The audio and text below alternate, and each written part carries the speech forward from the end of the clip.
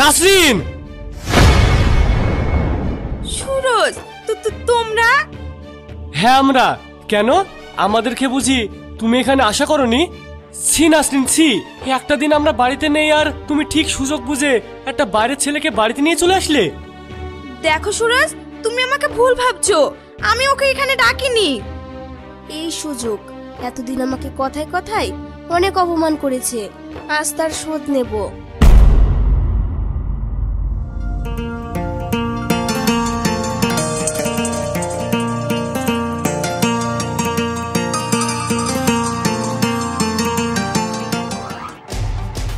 নটা বেজে গেছে আর এখনো পর্যন্ত আমার ঘরে চা আসেনি।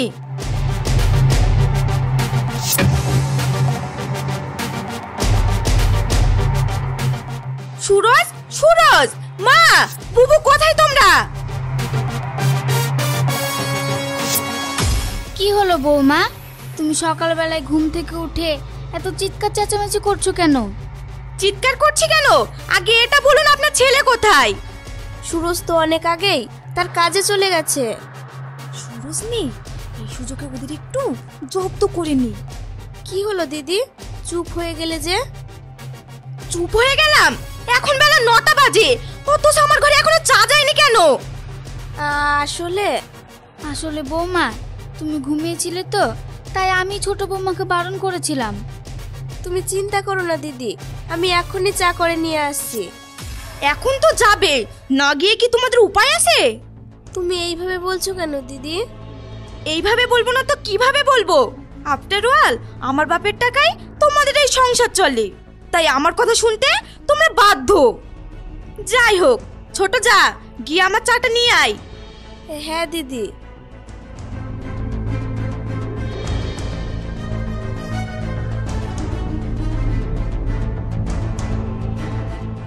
চলো দাদু ভাই, এবার গিয়ে আমি তোমার স্নানটা সেরে দিই।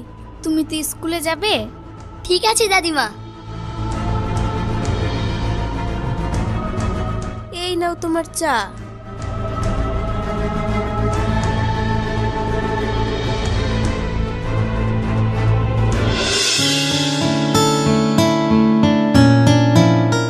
সাবধানে সব মালগুলো নামাস।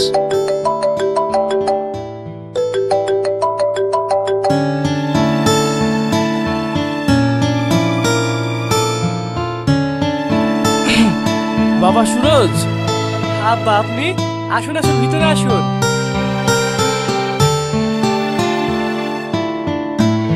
অনেকদিন হলো এইদিকে আসিনি, তাই ভাবলাম একটু ঘুরে আসি।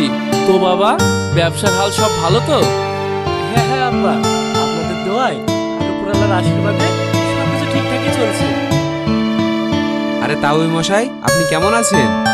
ভালো বাবা, তোমরা সব ভালো তো? হ্যাঁ আমরা ভালো আছি। তোমাদের কথাই আমি মাঝে মধ্যে ভাবি, আজ তোমরা দুই ভাই যদি না থাকতে তাহলে আমার ব্যবসার যে কি হতো। মনে হয় এতদিনে আমার গোডাউনে তালা পড়ে যেত। ছি ছি, আপনি এইভাবে বলবেন না। আমরা ছিলাম বলে যেমন আপনার ব্যবসা টিকিয়ে আছে, ঠিক তেমনই আপনি ছিলেন বলেই তো এখনো আমরা নিজের পায়ে দাঁড়াতে পেরেছি। সত্যি বাবা, তোমাদের মতো ছেলে হয় না। আর আমাকে দেখো, এমন একটা ছেলে জন্ম দিয়েছি, কাজ কাম তো দূরে থাকলো, বাপ মায়ের কথাই শোনে না। আপনি শুধু শুধু চিন্তা করছেন, সুপেন এখন ছোট তো তাই এরকম করছে। আর একটু বড় হোক, দেখবেন সবকিছু ঠিক হয়ে যাবে। তাই যেন হয়। যাই হোক, আজ তবে উঠি। একদিন সময় পেলে আমাদের বাড়ি যেও সবাই মিলে। আচ্ছা ঠিক আছে।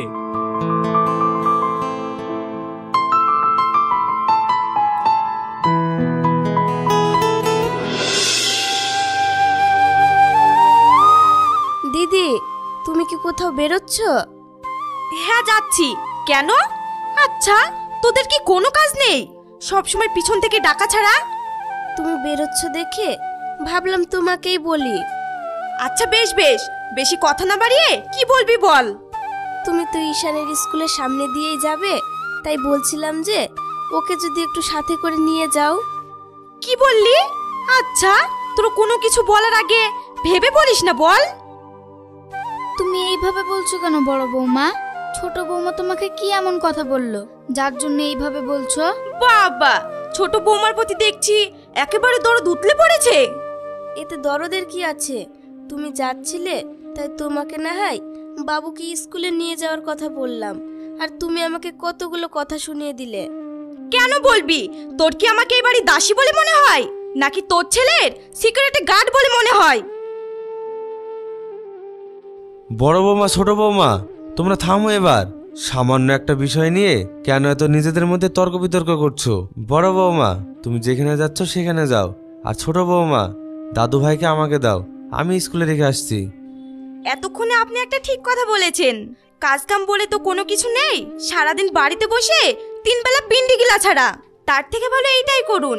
আর যাই হোক, সারাদিন বসে থেকে থেকে তো মরচে তো পড়বে না, একটু ব্যায়ামও তো হবে। যত সব।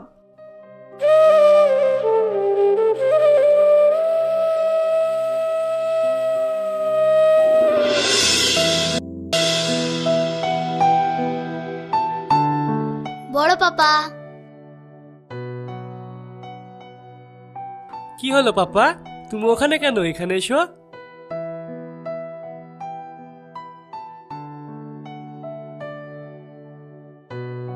আরে বাহ পাপা, তোমার খেলনাটা তো খুব সুন্দর লাগছে। সত্যি বলছো তুমি এটা আমাকে? এবার মেলায় পাপা কিনে দিয়েছে। ওরে বাবা রে, তাই বুঝি? শোনো, তুমি এখানে এসেছো, কিন্তু চুপচাপ হয়ে থাকবে। ঘরের কোনো জিনিসে একদম হাত লাগাবে না। ঠিক আছে বড় মা। ও বাচ্চা ছেলে, তুমি ওর সাথে ওইভাবে কথা বলছো কেন? ওইভাবে বলবো না তো কিভাবে বলবো? ভুলে গেছো নাকি কিছুদিন আগে এসে কত দামি একটা ফুলদানি ভেঙে গেছে? নাসরিন, আসতে বলো, কি শুনে ফেলবে তো। শুনুক, তাতে আমার কি? শোনো, এই কাপড়গুলো আমি বাইরে ধুতে দিতে যাচ্ছি। তুমি ততক্ষণে ওকে চোখে চোখে দেখো আবার যেন ও কোনো আকাজ না করে বসে।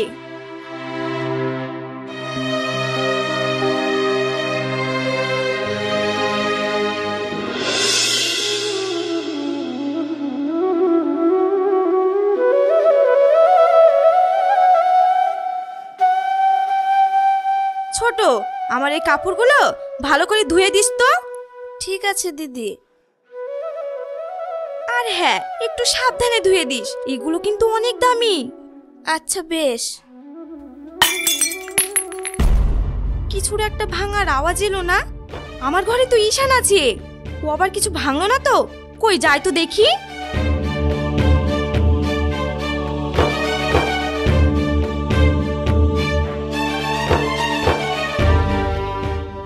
এ কি, তুই এটা কি করলি?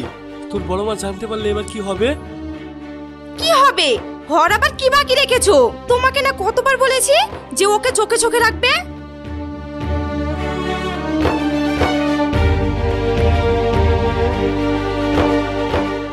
আমার কত পছন্দের ছেলে ছিল এটা, এটাও ভেঙে ফেললো। এই ছেলের জন্য তো দেখছি শান্তিতে আর থাকাও যাবে না। সরি বড় মা, ভুল হয়ে গেছে। ভুল হয়ে গেছে? ইচ্ছে করছে গালে একটা থাটিয়ে চড় মারি। নাসরিন, এটা তুমি কি করছো? ও বাচ্চা ছেলে, ভুল করে না হয় একটা গ্লাস ভেঙে ফেলেছে, তাই বলে তুমি ওর গায়ে হাত তুলবে? তুমি আটকেও না ভাই, ওকে মারতে দাও। আজকাল ও একটু বড্ড বেশি বেড়েছে। এখানে এত হইচই হচ্ছে, কি ব্যাপার? কিছু তো বুঝতে পারছি না। বড় বৌমা, কি হয়েছে? কি হয়েছে সেটা আপনার আদরের নাতিকে জিজ্ঞাসা করুন। গতবার বার্থডেতে আমার ভাই দার্জিলিং থেকে ফেরার পথে আমার জন্য এটা নিয়ে এসেছিল। এই ছেলে সেটাও খেয়ে ফেললো। এটা নিয়ে আর মন খারাপ করো না বৌমা, ও ছোট ছেলে বুঝতে পারেনি, তাই অঘটনটা ঘটিয়ে ফেলেছে। বুঝতে পারেনি সেটা নয়, বলুন শিক্ষার অভাব। তা না হলে কি যখন তখন যাত্রার ঘরে এসে এইভাবে লোকসান করতে পারে? ম্যানার্স বলে কিছু নেই। তুমি ঠিক বলেছো দিদি, আমরাই তো ওকে ঠিক মতো শিক্ষা দিতে পারিনি, তাই আজও এইরকম অমানুষ হয়েছে। শয়তান ছেলে, সবার মরণ হয়, তোর মরণ হয় না? তোর জন্য সব সময় আমাকে সবার কাছে ছোট হতে হয় কেন? এটা তুমি কি করছো? আমাকে আটকিও না, আমাকে মারতে দাও। কেন কেন বারবার ওর জন্য আমাদের সবার কাছে ছোট হতে হয়? ওকে না কতবার বলেছি ও যেন এই ঘরে না আসে, ও আমার একটা কথাও শোনে না। বৌমা, ও ছোট, ও ওর কি সেটা বোঝার মতো সময় হয়েছে? তাহলে কি করব? সব সময় ওর জন্য সবার কাছে ছোট হই, আমার যে আর সহ্য হয় না।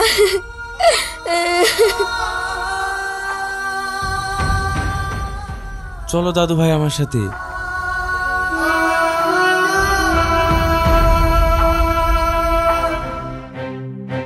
এটা তুমি ঠিক করলে না। আজ তোমার এই ব্যবহারে ছেলে খুব কষ্ট পেয়েছে। পেয়েছে তো পেয়েছে, আমি কি করব? দেখো নাসরিন, আমি তোমাকে একটা কথা বলি, তুমি বাড়ির লোকের সাথে যে ব্যবহার করছো সেটা কিন্তু একেবারে উচিত না। তুমি একবার ভেবে দেখো, তুমি এই বাড়ির বড় বউ, তোমার নিজের কোনো সন্তান নেই, তাই আমাদের উচিত ঈশানকে নিজের সন্তানের মতো দেখা। সে কোনো অন্যায় করলে সেটাকে ক্ষমা করো, ও আমাদের সন্তানের মতো। সন্তানের মতো? সন্তান তো নয়। নাসরিন, আমার উপর চিৎকার করে কোনো লাভ নেই, ভুলে যেও না আমি এখানে আছি বলেই আজও তোমার পরিবারটা দুবেলা দুমুঠো খেয়ে বেঁচে আছে।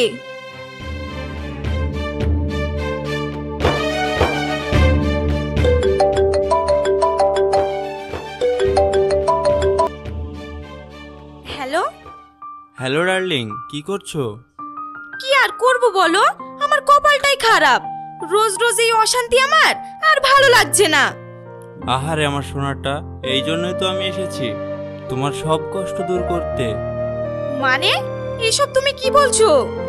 মানে এটাই যে আমি তোমার সাথে দেখা করতে এসেছি।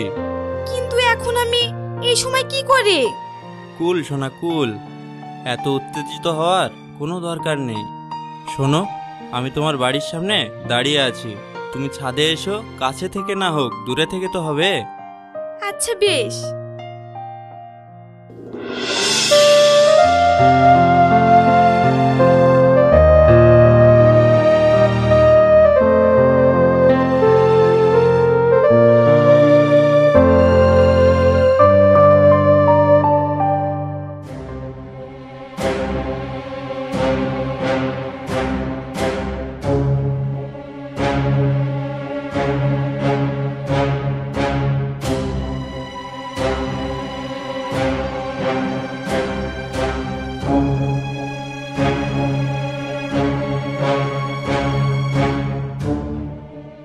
দিদি, তুমি এখানে?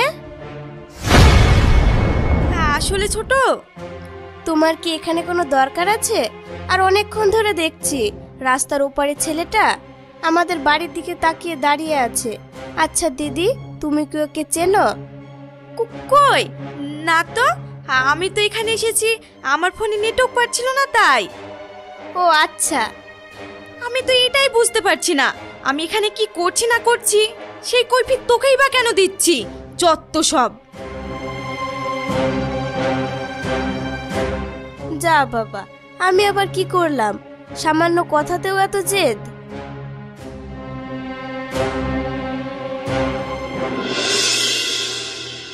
শুনলাম আজ নাকি তুমি বাবুকে খুব মেরেছো। হ্যাঁ মেরেছি। ও বাচ্চা অবুঝ, ওর কি কোনো বোধ শক্তি আছে বলো, যে এইভাবে তুমি ওকে মেরেছো? ওর না হয় বোঝার ক্ষমতা নেই, কিন্তু আমার তো বোঝার ক্ষমতা আছে বলো। প্রতিটা দিন প্রতিটা সময় বর্দি যেভাবে অপমান করে, আমি যে আর সেটাকে সহ্য করতে পারছিলাম না, তাই তো বাধ্য হয়ে ওর গায়ে হাত তুলেছি। কি করবে বলো, তুমি তো এসে থেকেই দেখছো ভাবি কতটা জেদি, তাই আর ঝামেলা না বাড়িয়ে নিজেকে একটু মানিয়ে নাও। মানিয়ে মানিয়ে নিতে নিতেই তো আজ আমি বড্ড ক্লান্ত।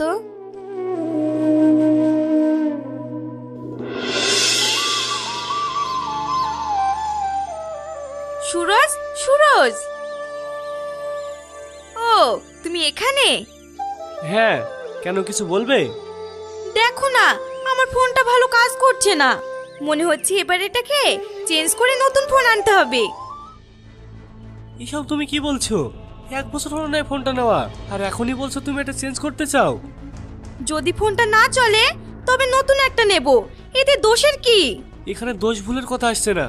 দেখো নাসরিন, এই মুহূর্তে আমার কাছে তোমাকে ফোন নিয়ে দেওয়ার মতো টাকা নেই। ও এই ব্যাপার, আচ্ছা বেশ, টাকা নাই তো কি হয়েছে, তুমি একটা কাজ করো, এমআই করে আমাকে একটা নিয়ে দাও। ইএমআই মানে কিস্তিতে?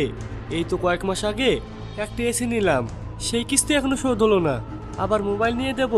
না না, আমি পারবো না। পারবে না মানে? দেখো সুরজ, এখন এইসব বলে কোনো লাভ নেই। যখন আমাকে বিয়ে করে এ বাড়িতে এনেছিলে এইসব তখন ভাবতে হতো।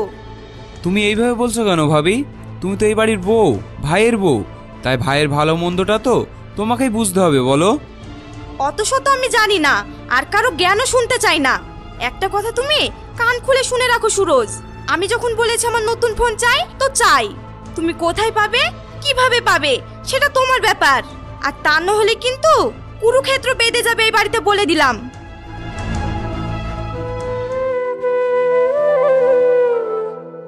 কি হলো খোকা, তোকে দেখে খুব হতাশ মনে হচ্ছে। কি করবো বলো মা, নাসরিন ওই জেদ পূরণ করতে করতে আজ আমি ক্লান্ত হয়ে পড়েছি।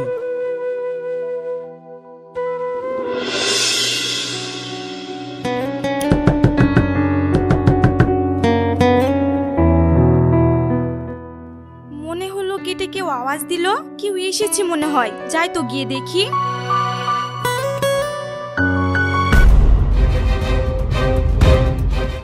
বিট্টু, তুমি? হ্যাঁ ডার্লিং, আমি। কেন, আমায় দেখে অবাক হলে? তুমি কি পাগল যে বাড়ি পর্যন্ত চলে এসেছো? কি করব বলো, যেই তুমি বললে যে বাড়িতে কেউ নেই, আর আমি নিজেকে সামলাতে পারলাম না, তাই এখানে চলে এলাম। দেখো, তুমি এখানে এসে কাজটা মোটেও ঠিক করোনি। তোমার সাথে আমার কয়েকদিনের পরিচয়, আর সেই জন্য তুমি আমার বাড়ি পর্যন্ত চলে আসবে? কত কিছু আমি জানি না সোনা, তোমাকে প্রথম দেখে আমার এতটা ভালো লেগেছে যে মনটা শুধু চায় কখন তোমার কাছে আসবো, কখন তোমার কাছে আসবো।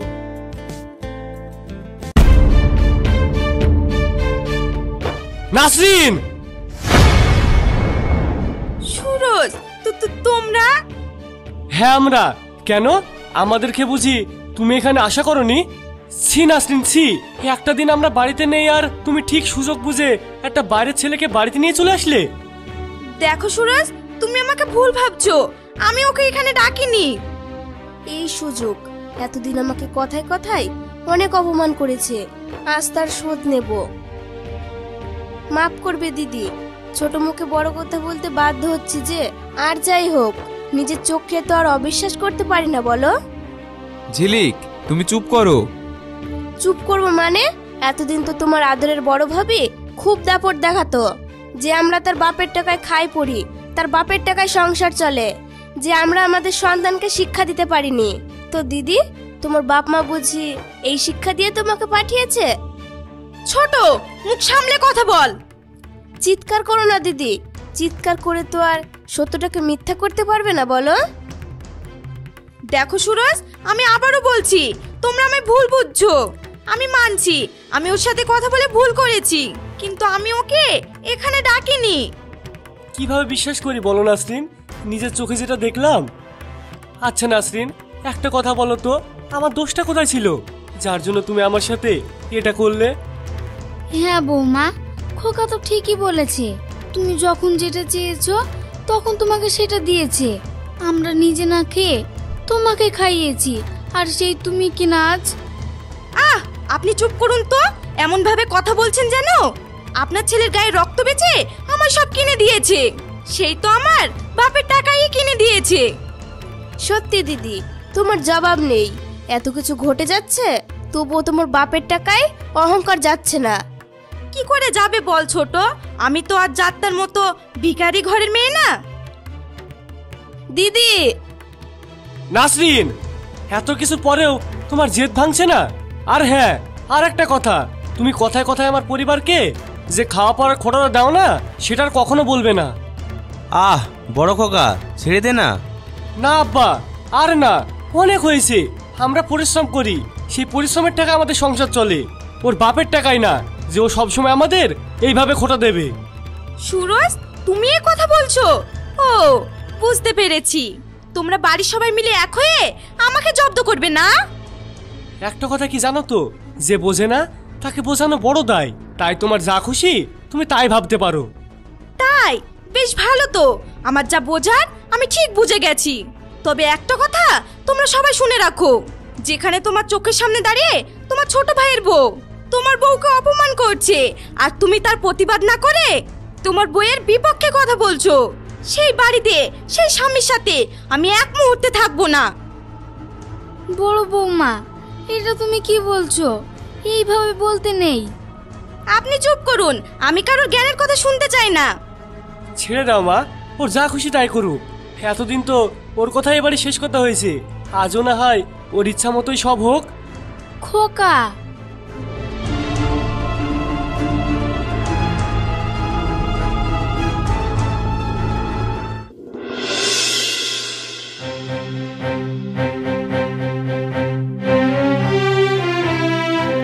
আরে ফোনটা তো এখানে রেখেছিলাম, গেল কোথায়?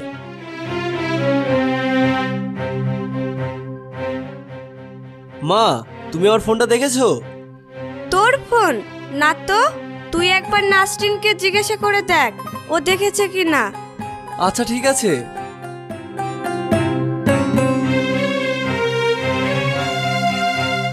এ কি, তুই আমার ফোনে হাত দিয়েছিস কেন? আমার ফোনে রিচার্জ শেষ তো, তাই একটু তোর ফোনটা দেখছিলাম। না দেখবি না, তোকে না কতবার বলেছি আমার ফোনে হাত দিবি না। ভবিষ্যতে যেন এরকম ভুল আর না হয়।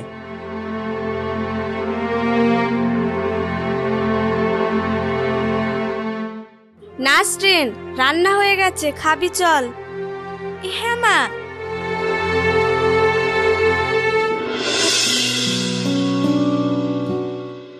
আচ্ছা মা, আজ কি রান্না করেছো? ভেন্ডির চচ্চড়ি, মাছের ঝোল আর মুগ ডাল। মাছের ঝোল? আমার না ডিম ভাজা খেতে ইচ্ছে করছে, একটা ডিম ভেজে দাও না। কি? আমি পারবো না, সারাদিন কাজ কাম করে এখন আর রান্না করে? তোর জন্য আলাদা করে ডিম ভাজতে পারবো না। অতই যদি ইচ্ছে করে তাহলে তুই নিজে করে খা।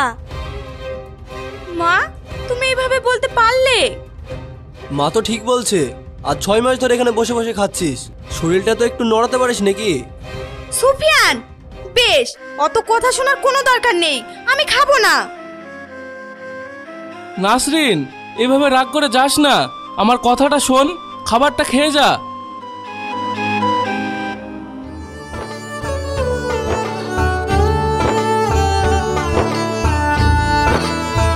কি রে মা, কিছু ভাবছিস? না খেয়ে ওইভাবে চলে এলি কেন? কি করব বলো আব্বা, আর যেন নিজেকে কেমন ভুল বলে মনে হচ্ছে। কেন রে মা, তুই হঠাৎ এরকম বলছিস? কারণ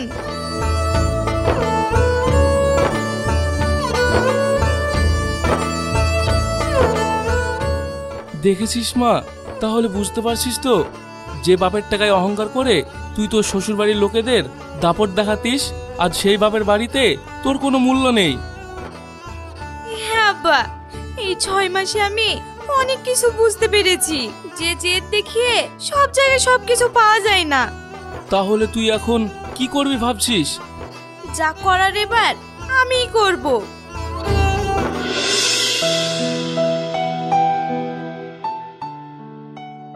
ঈশান, এই নাও তোমার দুধ।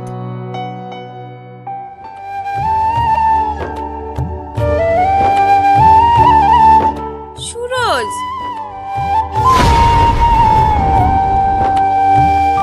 বড় বৌমা তুমি ওখানে কেন? ভিতরে এসো। কিছু মনে না করলে জানতে পারি হঠাৎ এতদিন পর তুমি এখানে এলে? তুমি এইভাবে বলছো কেন জামাই? আমার মেয়ে তার নিজের ভুল বুঝতে পেরে আবার এখানে ফিরে এসেছে। আপনি সত্যি বলছেন বিয়াই? আমি সত্যি বলছি বিয়াই। হ্যাঁ আব্বা মা, আমি ঠিক বলছি। আমি যে এতদিন ভুল ছিলাম সেটা আমি বুঝতে পেরেছি। মেয়েদের জেদ দেখিয়ে সব সময় সব কাজে সফলতা পাওয়া যায় না। আমি আমার ভুলের জন্য তোমাদের সবার কাছে ক্ষমা চাইছি। ছি ছি দিদি, এটা কি বলছো? তুমি যে তোমার ভুলটা বুঝতে পেরে এখানে ফিরে এসেছো, এটাই অনেক। আমিও তোমার সাথে অনেক খারাপ ব্যবহার করেছি, তুমি আমায় ক্ষমা করো। ছোট, হ্যাঁ দিদি। বাহ, আজ আমার খুব ভালো লাগছে। বড় মা সবার কাছে সরি বলেছে, আর সবার মুখ দেখে বোঝা যাচ্ছে যে সবাই বড় মাকে ক্ষমা করে দিয়েছে। তাই বুঝি? তাতে তোর কি, পাকা ছেলে। আমার আবার কি, আমরা আবার আগের মতো থাকবো, এটাই। ঈশান, আমার কাছে এসো। আমিও তোমাকে প্রমিস করছি বড় মা, আজকের পরে থেকে আমি আর তোমার কোনো জিনিস ভাঙবো না। তাই বুঝি? আমিও তোকে প্রমিস করছি, আজকের পর থেকে তুই আমার যত জিনিসই ভাঙিস না কেন, আমি তোকে কখনোই বকবো না। তুমি সত্যি বলছো? সত্যি সত্যি সত্যি 3 সত্যি। এ কি মজা! পাগল ছেলে।